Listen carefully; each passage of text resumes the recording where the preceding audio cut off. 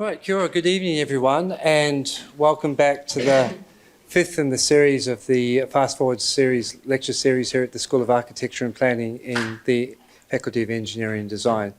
It's my absolute pleasure to welcome you back, as I say, to our fifth lecture and our second international guest, and we're synergising with the 2005 Hood Scholarship Lecture process as well.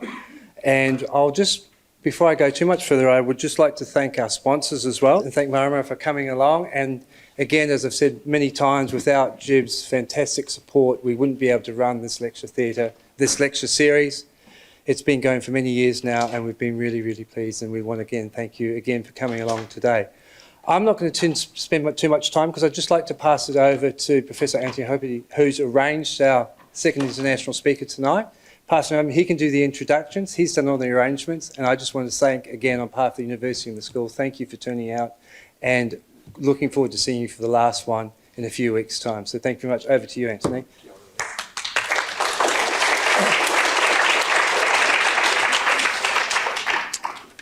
Ki te whare, waipapa taumatarau e tu nei, tēnā koe. I nā monga, nā awa, nā whenua, te moana e takatako nei, tēnā koutou katoa. Tēnā koutou katoa a Ngāti Awa, iwi a nā tangata whenua o tēnei rohe. Tēnei te mihi ki a koutou I tautoko te kaupapa o tēnei hui. Nā mihi, nā mihi, nā mihi. E nā mana, e nā hau, e whā, tēnā koutou katoa. Nau mai, haere mai, e kua ana te nau kāu, kua tai mau koutou. Kia te whakanui I te kaupapa o te rā, no reira, e ku rangatira, tēnā koutou, tēnā koutou, tēnā koutou katoa.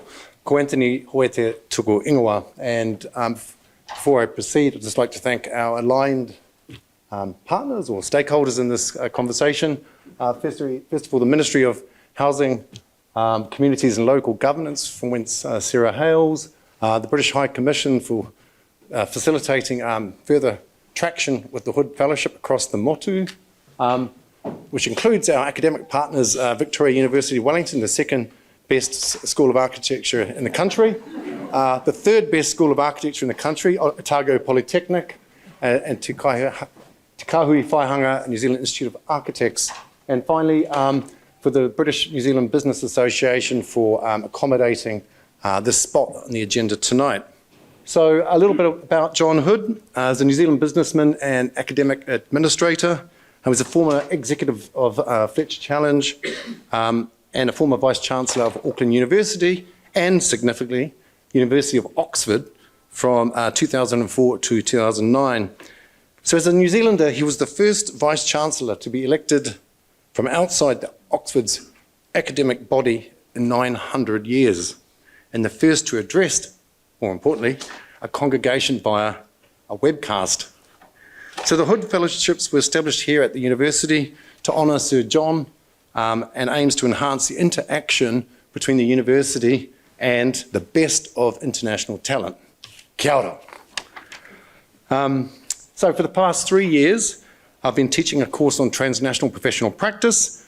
I can see in the second row, I have to thank some of my students, Jaden and Dylan, for producing some of the graphics which you can see. The course has a focus on the government architect, and for 10 years I witnessed the unfolding of what the Dutch call het Bouwmeester in the Netherlands. Their government architect is 200 years old. And critically, that the Dutch have a spatial planning vision for the entire country, and that's something Aotearoa definitely, it's a single plan of land use for the entire country. It gets updated once every 5 years. Of course, Aotearoa New Zealand is no stranger to the government architect. Since post-Te Tiriti in 1870, which is around about here, we've had all manner of government architects, sometimes referred to as the colonial architect, the architect. For a couple of years, the role was called the draftsman. And more recently, from 1909, government architect. In the last 4 years, when it concluded in 1992, was the chief architect.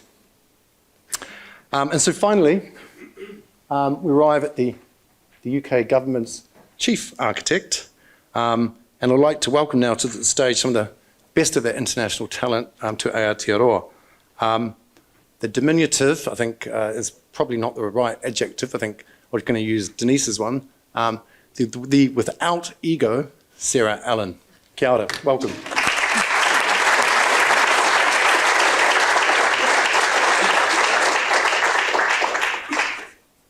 Tēnā koutou, katoa, ko Sarah Allan, tōku inahua. I'd like to thank the University of Auckland for funding me to come here through the Hood Fellowship, but also to thank Anthony for doing all the organisation for me to come and talk to you today. And also just to briefly give a shout out to Anthony's students who've been doing the research work on the role of national, regional and local public architects around the world, but here and in the UK. It's been really helpful to help me reflect on what I might talk about today. So I'm going to talk for about 45 minutes. I'm going to tell a story that touches on my early pathway into architecture, but is mostly about the tensions of private interest and public good that have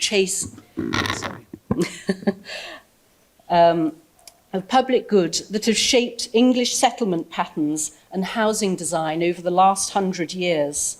The challenges this has created in our housing and planning system, and how the shift from public good to private interest influenced the role of British architects over recent decades. I will highlight some of the work I'm doing in the Ministry of Housing, Communities and Local Government to address some of these issues, and end with my thoughts on 3 areas that I see as essential to embed a design culture that will bring about a more resilient and people-centred approach to creating great places. As an architecture student and throughout my working life, I found myself straddling 2 worlds, fascinated by cities and the forces that shape them, and at the same time, the incremental changes of neighbourhoods at the scale of individual buildings and spaces. This dual perspective has woven a thread through my career from practising architect to architect developer, and now head of architecture in central government in the UK, finding a path by seizing opportunities when they have presented themselves.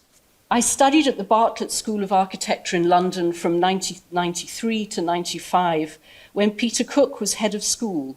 His influence was everywhere. It was an exciting time with no boundaries on what architecture could be. It was during a deep recession, and practicing architects returned to teach, encouraging us to look critically at the world. We were taught to challenge the idea of what architecture could be and where it could be sited. One example was a student show called Bouwmeester that I show here, that cited architecture in the domain of pop and cultural critique. The exhibition was provocative, and I have to say a little disturbing. We questioned conventions, we made bold leaps in our thinking, but also learnt about architecture as an act of city making, albeit with plenty of skyhooks. At the same time, I used to regularly visit the Soane Museum in Lincoln's Inn Fields, designed by John Soane in the early 19th century. I loved the attention to detail in every room.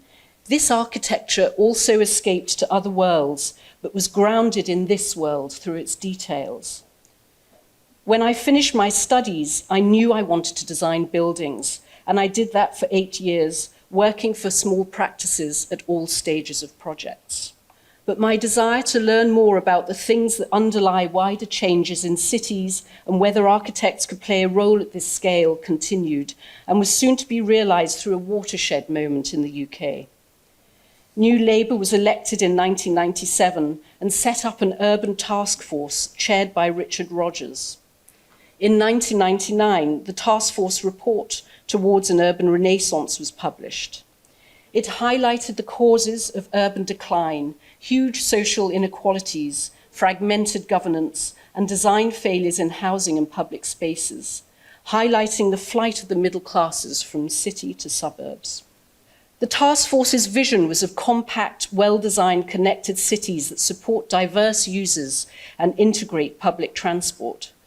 Recommendations included reuse of brownfield land over greenfield development, design excellence as a central objective for urban planning, mixed tenure housing to promote social inclusion, investment in public transport, and strengthening local authority performance and governance. In 2001, I studied on the Cities programme at the London School of Economics, and in 2003 started working for a new organisation recommended by the Urban Task Force and set up by government, the Commission for Architecture and the Built Environment, known as CABE. The Urban Task Force report and my 7.5 years I worked at CABE was a point of departure for me. I knew I wouldn't go back to work for architecture practices. I wanted to commission projects and engage with the wider urban issues facing our cities. So the next few slides give some geographical scale to things and outline the structure of UK government for those not familiar with it. New Zealand is roughly 10% larger than the UK, and England is about 15% larger than the North Island. The population of the UK is 68 million people, with 55 million living in England, compared to 5.5 million in Scotland, which has a comparable population size to New Zealand. England has a very urbanised population, with 84% of people living in urban areas and about 15% of those living in London. London accounts for around a quarter of the UK's gross domestic product. This talk is mainly focused on the 9% of land in England that is categorised as built on. As you can see in the table here, agriculture and forestry take up most of England's land uses. So when we read articles about concreting over England's countryside, this is clearly not the case, but does point to the importance of people being engaged early in the benefits of development, especially for infrastructure such as housing, renewable energy, and public transport. The UK is formed of 4 administrations: the UK government, Northern Ireland executive, Scottish and Welsh governments. Powers to make laws for different policy matters and deliver public services have been devolved across the 4 administrations since the late 1990s. Some powers remain with the UK government, including taxation, foreign policy and defence. Policies and legislation on the environment, health, housing, transport and planning are made independently by each administration. Examples of the differences devolved powers have made across the administrations include Scotland's laws over access to land and freedoms to wander, introduced in 2004, which give greater rights than the laws allow in England. Wales introduced the Future Generations Act in 2015, requiring public bodies to consider the long-term impacts of decisions to create a healthier, more equitable and resilient country, including considering the culture of its indigenous people. But I'm going to focus the rest of this talk on England rather than the whole UK, because my work centres on the planning system there and the challenges we face in housing, where and how we house people to meet economic, environmental and social priorities now and in the future. England's planning system is discretionary and plan-led, meaning planning decisions on development are guided by local plans, but these can be overridden based on other material considerations for individual planning applications. The plan-led model, rooted in the 47 Town and Country Planning Act, was designed to ensure development served the public good. Unlike most of Europe's and New Zealand's mainly regulatory systems, which typically rely on codified rules and zoning, England's discretionary approach considers circumstances for each individual planning application, which can lead to uncertainty, inconsistency, and delay. Only 1/3 of local planning authorities have an up-to-date local plan. Without current plans, councils rely on outdated policies, weakening their ability to shape development and undermining national ambitions around housing, density, and sustainability. The discretionary model depends on skilled judgment, but planning departments are critically under-resourced. In a 2023 Local Planning Authority Skills and Capacity Survey, 91% of councils reported some difficulty recruiting planners. 72% reported some difficulty retaining staff, and 97% reported skills gaps, especially in ecology, urban design, and master planning. These gaps lead to missed deadlines, rising workloads, and falling morale. Many councils now rely on agency staff and consultants just to function. For small house builders and design practices, the consequences are severe. Delays of 6 to 12 months determining planning applications are now routine, with 42% of surveyed architecture firms reporting delays of up to 6 months. Excessive requirements can even slow validation of planning applications. 93% of surveyed SME builders, that's small to medium enterprise builders, cite planning delays as a major barrier to business growth. This is not just inefficiency, it's a structural failure that stifles innovation, undermines quality, and blocks the delivery of homes. So here's an example of where my role aims to bridge these different types of problem. My team's been working with local authorities to develop tools and guidance that can help to build confidence in making decisions on design matters, and at the same time, trying not to lose sight of wider systems that govern how places can be shaped, sharing examples of where visions for change have brought positive benefits, where design can unblock broader change. I will show some of the work we've been doing on this later. The diagram in the slide illustrates how design policies and decisions intersect with the plan-making process at each spatial scale. Considering community aspirations throughout, a reminder that good design isn't a luxury, but a lever for systemic improvement. Next, I will describe a picture of English urbanism to give context to our current state. Underpinning this narrative are the pervasive attitudes to density and proximity, car use, and ideas about who development should benefit. I believe the impacts of the rapid expansion of cities during the Industrial Revolution has had a lasting effect on how we design new settlements, even today, and shaped our attitudes to privacy inside and outside our homes. If you've ever read Charles Dickens, you can quickly visualize the overcrowded, unsanitary conditions in the 19th century English city of the Industrial Revolution. Here's an example of workers back-to-back, two-up, two-down housing with outdoor toilets, and in the what looks like the street between the houses, what's known as the cesspool, the gully that separated the houses where the sewage collected. It was these problems of the 19th century city that gave birth to new ideas about city structures and living conditions, and later gave birth to the welfare state after World War II. Ebenezer Howard's 1902 vision for garden cities, illustrated on the left, imagines self-contained communities with green belts, agricultural space, and transport links, all designed for healthier, fairer living. The architects Raymond Unwin and Barry Parker helped bring Howard's vision to life. Unwin's 1912 pamphlet, Nothing to be Gained by Overcrowding, argued for low-density housing with shared green space, challenging the cramped industrial city model shown in the illustration on the right. Here we have the big picture plan, visionary and practical, and the finer grained detail of built form shaping new types of settlement patterns worldwide. Parker and Unwin's designs for Letchworth Garden City introduced tree-lined boulevards, grouped housing around village greens, and set variations in building lines to avoid monotony. Setting standards for distances between homes to maximize sunlight into living rooms, generous plot sizes, clearly defined outdoor public and private space, and access by residents to community spaces underpinned the designs and was transformational.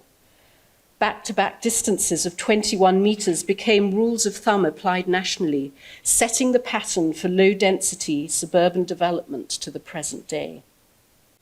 As government investment in construction of public housing shrank considerably in the 1980s, also sweeping away space standards in homes, the development model moved to speculative housing, dominated by volume house builders.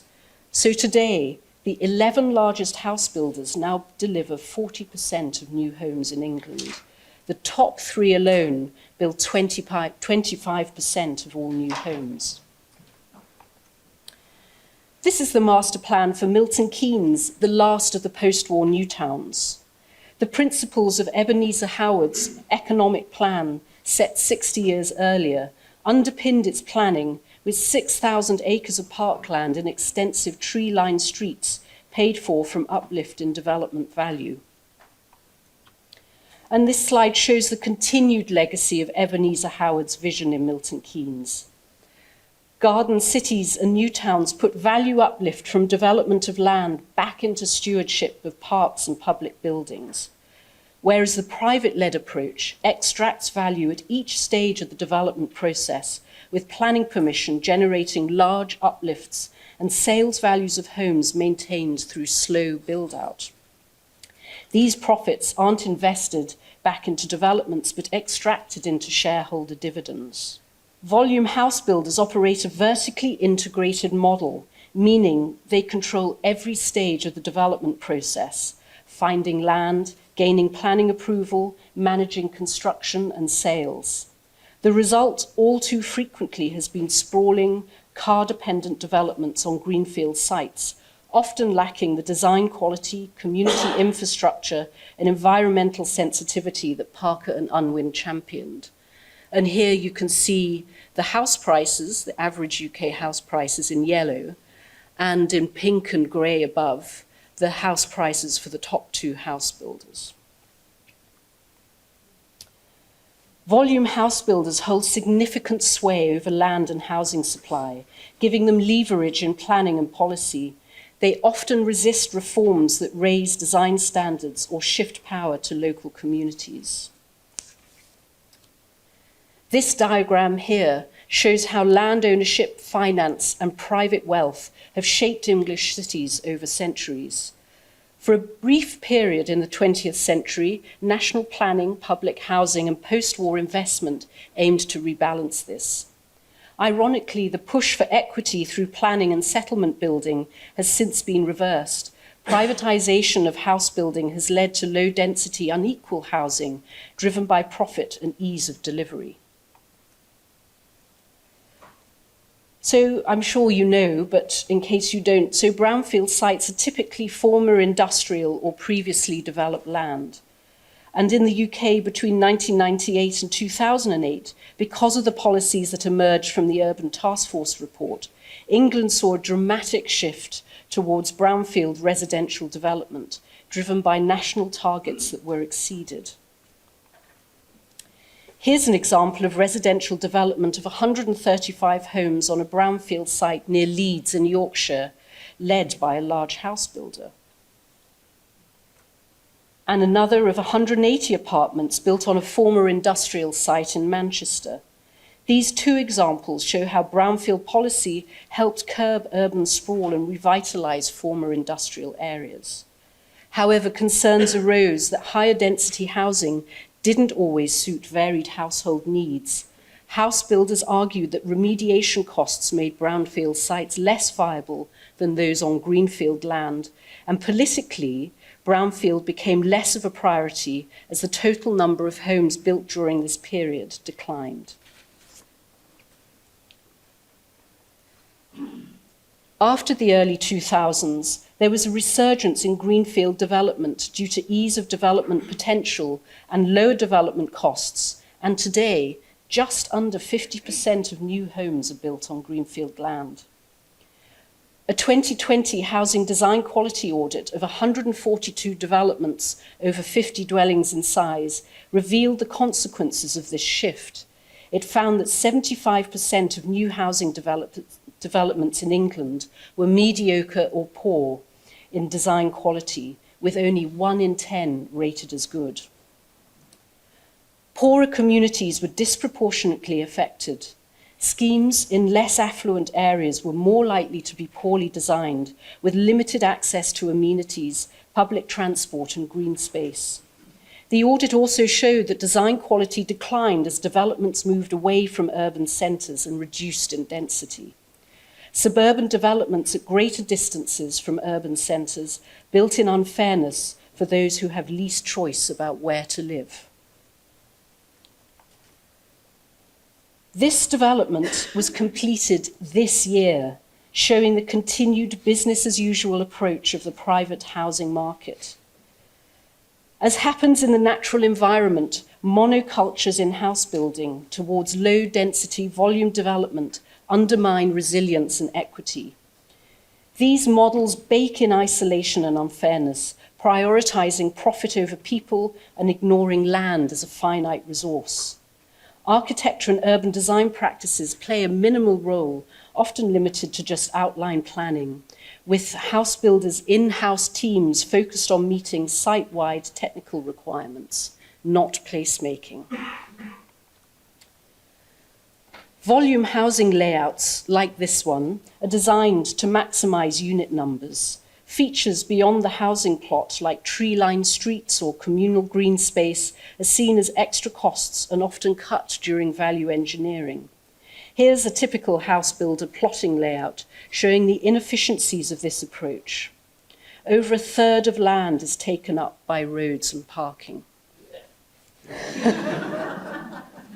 And here again, the impact of the plotting approach on streets. So you've got back gardens facing front doors, the dominance of tarmac. It's just an incredibly depressing scene. In the urban hinterland over the past century, government-led programs like garden cities and new towns have gradually given way to low-density, car-dependent suburbs. We have loosened our ties with the rules for placemaking. Instead, all too often, buildings no longer frame spaces, streets don't connect or create places to gather or socialize and interact. By stretching our living conditions so thinly and meanly and neglecting the social dimensions of design, we are ignoring our need for connection, forgetting that innovation thrives on human proximity, not isolation. Cities like Cambridge challenge the status quo. In the late 90s and early 2000s, the city and surrounding districts, working with Cambridge University, carried out wide community engagement and debate to discuss where new homes should go. This influenced the local plan and directed expectations for the size and location of development around the city. There was a clear place-led vision supporting community, connectivity, climate and character. The council's planning team worked with developers to improve house types, integrate parking solutions, create walkable streets and reduce back-to-back distances. With strong local councillor support, the result is suburban development with higher densities and parking that prioritises people and a mix of homes, all making better use of land and better quality development that is in high demand. It took 30 years from initial community engagement to become reality. Change at this scale needs time, vision, leadership, and skills. Here are some of the different house types showing courtyards and terraces designed for Aotearoa, the first development in Cambridge to break the mould. Urban housing in the Netherlands at this time was also embracing land-efficient designs suited to contemporary living. Here is a Muse Street at Aotearoa.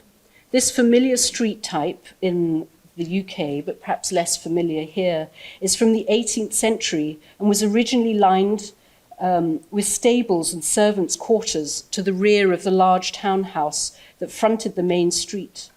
The architects for Aotearoa adapted old street and built forms to new ways of living to reduce the impacts of parked cars. So The street width here is about 7.5 metres, so approximately a 1-to-1 enclosure ratio of building height to street width. Here is a second example from Cambridge, an urban extension called Great Knighton. Again, see how parking is integrated with the landscape and a variety of house types just in this single view. You can see the architect's intentions. Mixed parking solutions in garages and on street. House types include terraces, semi-detached, and taller townhouses. But replicating the Cambridge model is vigorously resisted by house builders. I will talk shortly about the work we've been doing this year to push for different approaches nationally that we hope will deliver better outcomes for communities and better use of land. There are about 42,500 registered architects in the UK and approximately 10,000 practices. More practices are small or medium companies, which has been the pattern for many decades. Only 3% of all architecture practices are made up of large firms, but these employ 40% of registered architects. London and the South East is a significant pull factor for architects, with 50% of all registered UK architects based here. Today, architects have become more involved in master planning, public space design and urban strategy, and working again with local authorities and urban regeneration companies. There's been a rise in mixed tenure housing, community-led regeneration, and some improvements in transport integrated planning, although this certainly is not universal. Skills in community participation have become an essential part of the design team's set of tools.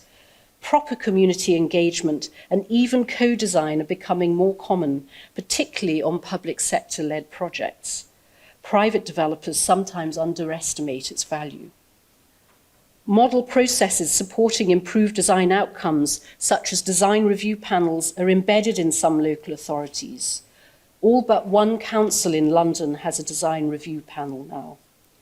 Design review panels can be very effective in supporting planning officers by reviewing developments early on and holding a strong line on design matters that can build confidence and support consistent decision-making. Our current Housing and Planning Minister is keen for government to champion the role of design review to improve quality and bolster local authority capacity. In the mid-20th century, around 45% of architects worked in the public sector in the UK. London County Council's architecture department employed over 1,500 people. Local authority architects shape social housing policy and urban form with a strong ethos of community and shared space. This slide shows two examples of local authority architects' work.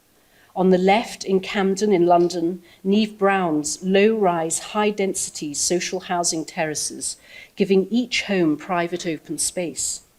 On the right is a school designed by Kate McIntosh during her time at Hampshire County Architects.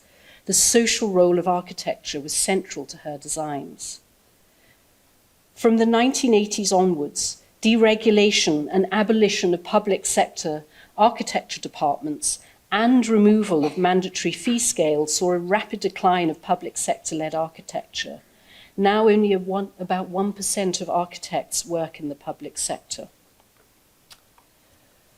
Though obviously a tiny percentage, more young built environment professionals are returning to work in local government. Public practice, backed by government funding, is expanding its London-based built environment professions placement programme nationwide, placing planners and design professionals in local authorities' planning departments.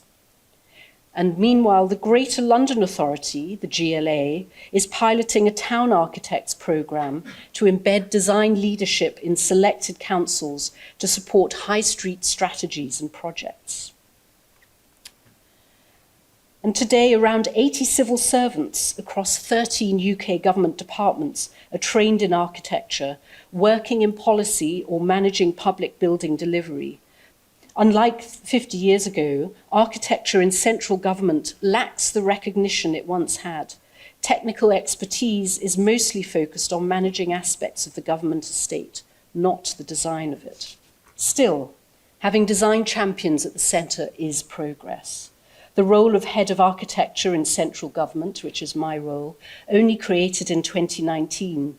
I joined the department in 2021, working with the Chief Planner to push for better policy, commissioning and carrying out design research, piloting and testing and bolstering local design resource. This is what government should do. Lead innovation and embed a design culture that private sectors often can't. Here are 3 examples of small projects we've funded.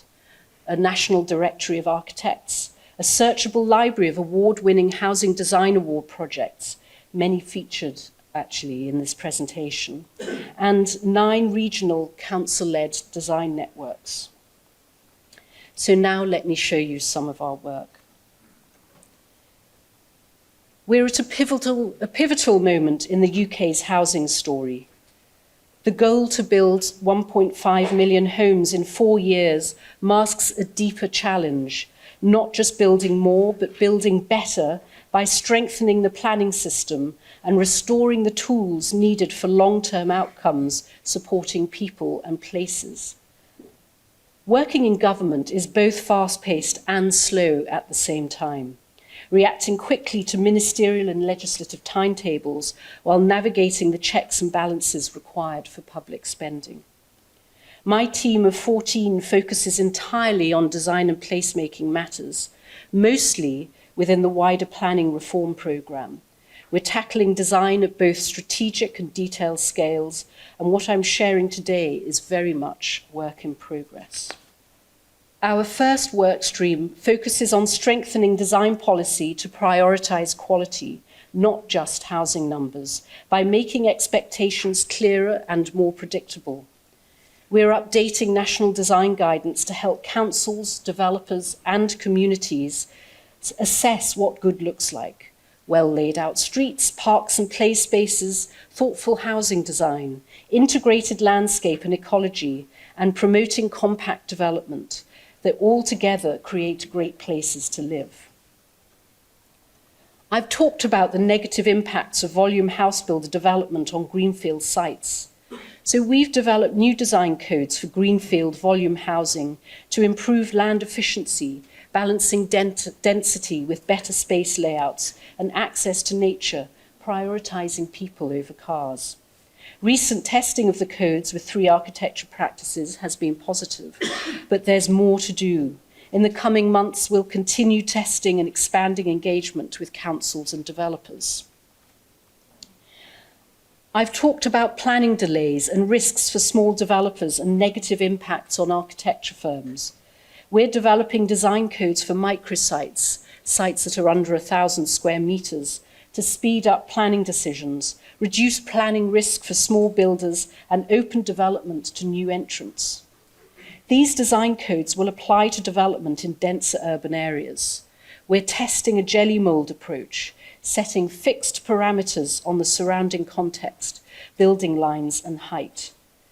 Setting a maximum site size is key. Developments on small sites often face local opposition over character and neighbouring amenity to daylight and privacy. We need to rebalance priorities, to inject creative energy back into neighbourhoods and not keep them in stasis. Our second work stream focuses on building design capacity in local authorities to help them demand better from developers.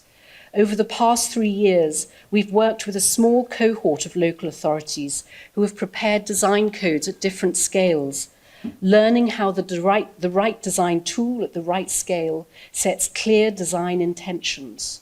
Design codes go beyond principles, offering binary rules that guide decisions and shape early expectations. But we're also giving greater emphasis to the role of master plans in national guidance, as they provide a 3-dimensional spatial framework for development and set out the vision and structuring for long-term investment and delivery. We've spent 9 months investigating the feasibility of a digital design code service to create a one-stop shop for local authorities to search a catalogue of codes that will stop repetitive work by different local authorities creating the same or similar codes. This is part of a wider push to make the planning system less complicated. This work forms part of the department's digital planning programme, which is starting to offer real solutions by creating automated tools that reduce manual tasks and free up planners to focus on strategic work, open planning data that supports better decisions and more transparency, and digital engagement platforms that make it easier for communities to have a say in shaping their places. We need to remove uncertainty from the system as it discourages innovation and investment. And our third work stream focuses on celebrating and evaluating quality, benchmarking what we're building, and sharing best practice to reinforce government's commitment to placemaking. We're commissioning a new housing quality audit to assess quality over the last 5 years, with plans to repeat it at the end of this Parliament. We're also conducting technical research on density and microclimates to guide councils and consultants. The aim is to better understand how density affects overheating and what mitigations can be made to urban form, helping decision makers balance housing numbers with livability. You can see examples from the draft guidance here, showing impacts of different microclimatic conditions for different patterns of development from suburban to dense urban and mid-rise to high-rise buildings. These next few slides show examples of residential developments in the last 10 years across the country, showing the qualities I've been talking about. They use different house types, arrangement of shared outdoor spaces, and carefully designed streets to place people at their heart. So this development in Newcastle of stacked apartments gave every home a front door by reusing a traditional local house type. This reduces costs by removing the need for communal internal spaces and lifts. This development in the east of England was led by the local council and created passive house certified social housing, reducing heating costs and drawing on some of the original Garden City ideas about shared community spaces in the middle of terraced blocks. Again here, a reinvention of traditional residential form, the almshouse. Here we have homes for older people with visual connection to the street and on the ground floor, bringing the communal space into the centre of the building, creating layers of community spaces framed by light and airy apartments. More council-led social housing in North London, vastly improving living conditions for social renting tenants with shared courtyards and well-maintained public spaces. And here's a community-led development in the southwest of England, the recent overall winner of the 2025 Housing Design Awards, a shining example of the commitment of a group of ordinary people who appointed a like-minded architecture practice to create homes that would make them and future generations who live there feel well, feel part of a community, and feel at home. And I urge you to watch the video on the Housing Design Awards website, and I put the tag up at the top there. We need to mark our progress by bringing the public with us to build a culture that understands that design is not just about what looks good, but also what works well and what lasts, to celebrate developments such as these and to ensure we continue to demand and deliver better. So throughout this talk, I've explored the broader economic and cultural forces shaping how we design our homes and neighbourhoods, showing that real change in our privatised housing system requires a whole system approach, not just building by building or by regulatory change alone. These final 3 slides highlight 3 pillars I believe can help to drive that change. The first is setting standards to improve design quality. Undertaking design research and identifying best practice in architecture, urban design and placemaking is the first step to supporting the development of clear policies and standards, and to start to improve the quality of the built environment. The plans shown here are the transformation of King's Cross in London over 30 years. The second pillar to achieving good design outcomes needs an ecosystem to support it, not just figureheads. This is about design governance, growing cross-sector design leadership and skills at the national, regional, local and grassroots levels. Here is our Housing and Planning Minister visiting community-led housing in South London. And finally, the third pillar, the hardest of all, is to build a culture of design in the built environment that supports everyday life. Engaging in the design process can give people agency. It is a communicator of ideas and can shape everyday life for the better. Over the last 100 years, we have begun the journey at two significant moments, with the Garden City and New Towns movement, and in the early 2000s with the publication of the Urban Task Force report. Whilst the ecosystem supporting a legacy of great places has been eroded over recent years, and we don't have the public funding that we did in the past,